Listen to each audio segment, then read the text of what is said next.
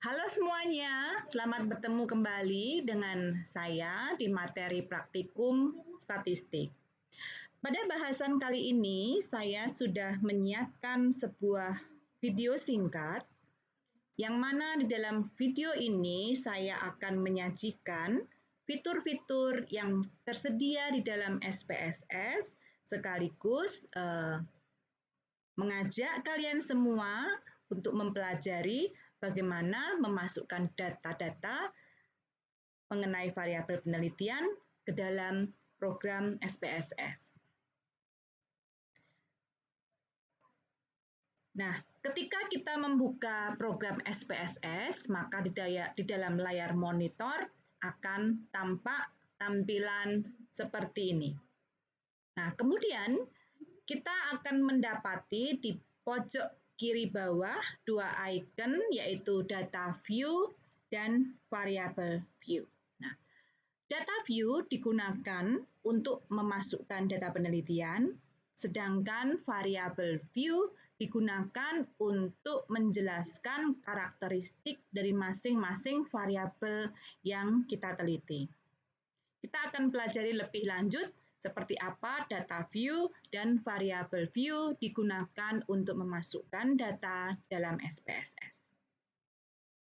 Nah, ketika kita klik variable view, maka dalam layar monitor kita akan tampak beberapa kolom, yaitu name, type, weight, decimal, labels, values, missing, columns, align, measures, dan role. Untuk kolom name digunakan untuk memberikan nama variabel penelitian, sedangkan pada kolom type digunakan untuk menjelaskan tipe data yang akan kita analisis.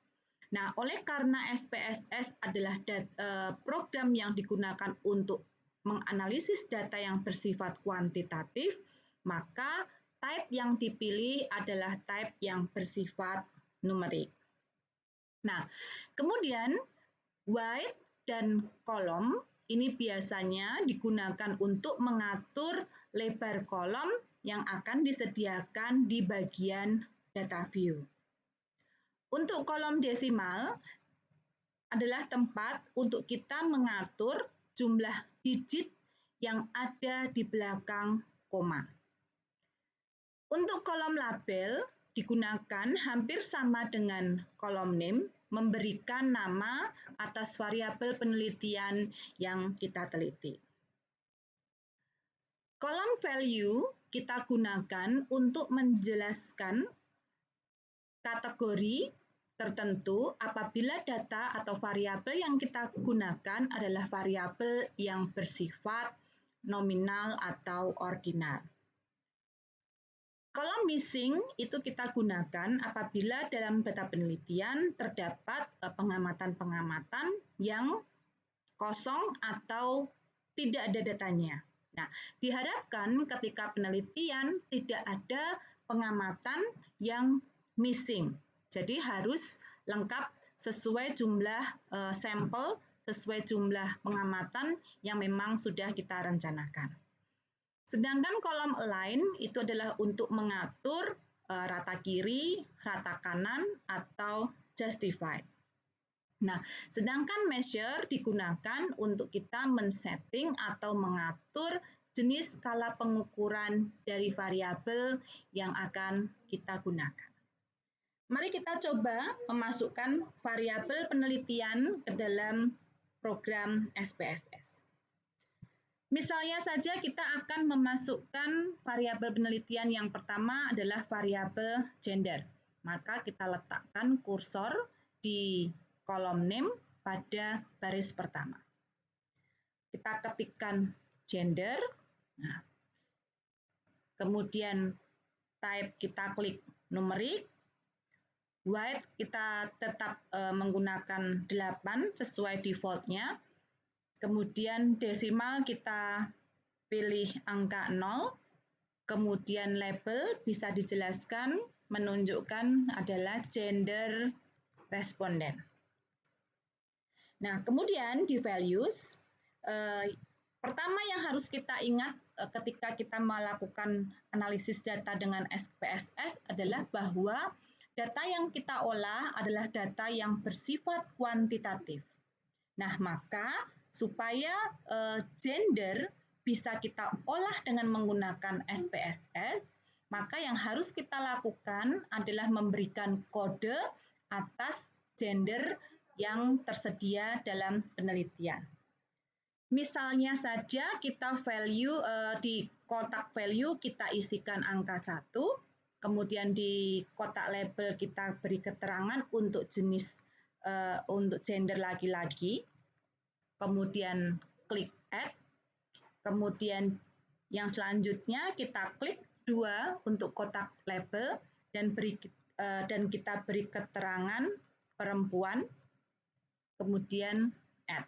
Nah, maka kode untuk gender laki-laki dan perempuan sudah siap untuk kita masukkan data. Kemudian kita klik OK. Nah, kemudian biarkan kolom yang lain sesuai default-nya dan di bagian measure kita klik nominal sesuai jenis skala pengukuran untuk variabel gender.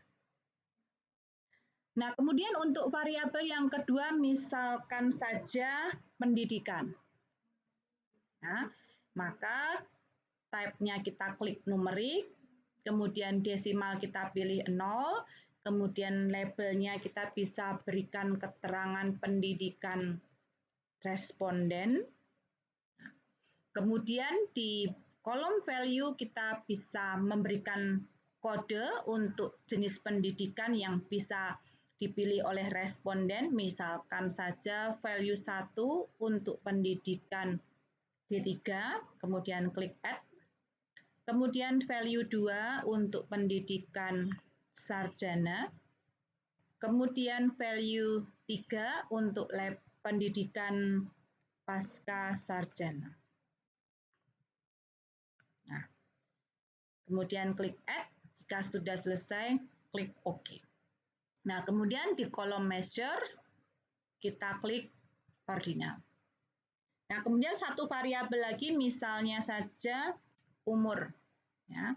Kemudian desimalnya kita pilih 0, kemudian labelnya kita beri keterangan umur responden.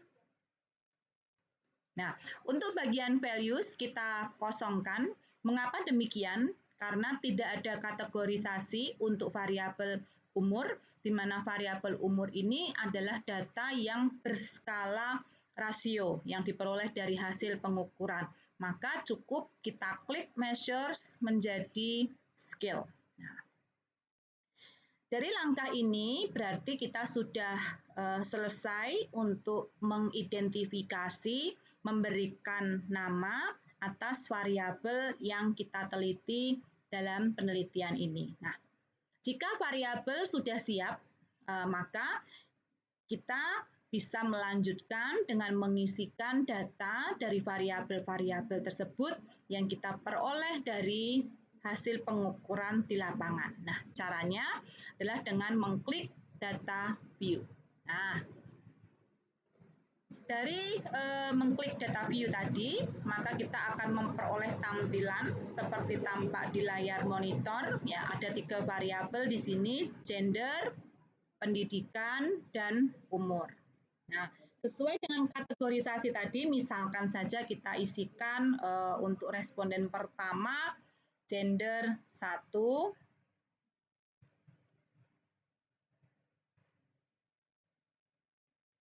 nah, seperti ini misalkan saja contohnya. Nah, ketika kita mengklik 1, 1, 1, 2, dan seterusnya, ya, kita bisa tampilkan di bagian view, ya, kemudian value labels. Nah, maka otomatis sesuai dengan kode yang kita buat di bagian variabel view tadi, maka ketika kita mengklik memasukkan angka 1, maka secara otomatis SPSS ini akan merubah menjadi gender laki-laki. Dan ketika kita memasukkan angka 2, maka akan tersaji atau tampak gender perempuan. Demikian seterusnya. Nah, kemudian untuk pendidikan, kita bisa masukkan misalnya saja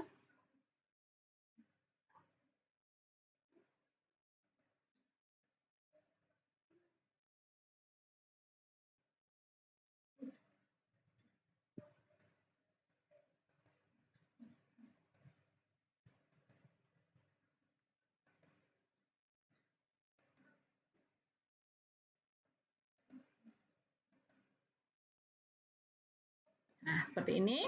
Nah, kemudian untuk umur kita bisa masukkan.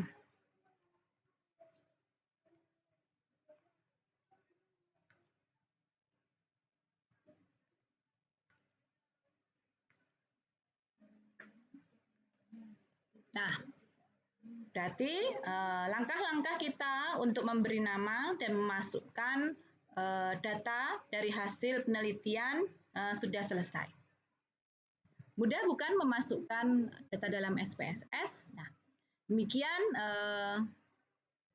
materi yang bisa saya jelaskan mengenai bagaimana cara memasukkan dan memberi nama variabel pada SPSS. Selamat mencoba dan sampai ketemu lagi di materi praktikum statistik berikutnya.